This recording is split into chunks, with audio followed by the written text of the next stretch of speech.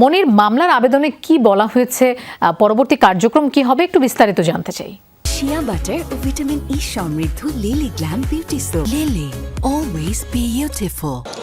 যে আমরা যেটা জানতে পেরেছি সেটা হচ্ছে যে আজকে সাবেক প্রধানমন্ত্রী শেখ হাসিনা, সাবেক স্বরাষ্ট্রমন্ত্রী, সাবেক আইনমন্ত্রী, এছাড়া পুলিশের এবং র্যাবের সাবেক কয়েকজন কর্মকর্তা সহ র্যাবের অজ্ঞাতনামাদের বিরুদ্ধে দুটি মামলা আমরা জানতে পারছি। একটা হচ্ছে গুমের বিরুদ্ধে, আর একটা হচ্ছে যে গণহত্যার অভিযোগে।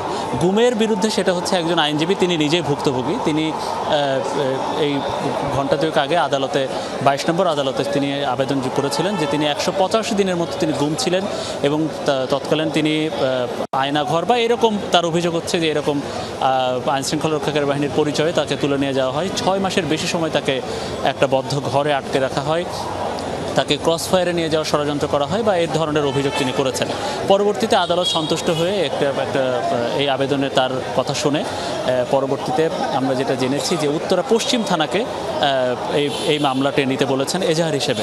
আমরা যেটা দেখেছি গতকালকে এরকম এই ছাত্র আন্দোলনের সময় নিহতের ঘটনায় হত্যা মামলা মোহাম্মদপুরে থানায় নিতে বলেছিলেন আদালত। আজকে একটা মামলা আমরা যেটা দেখলাম যে উত্তরা পশ্চিম থানায় গুমের ঘটনায় আদালত নিতে বললেন।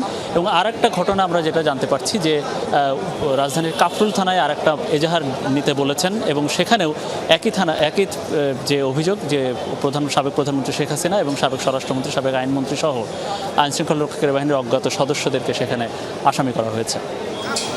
মনির, আপনাকে ধন্যবাদ আমাদের সাথে যোগ দেওয়ার জন্য।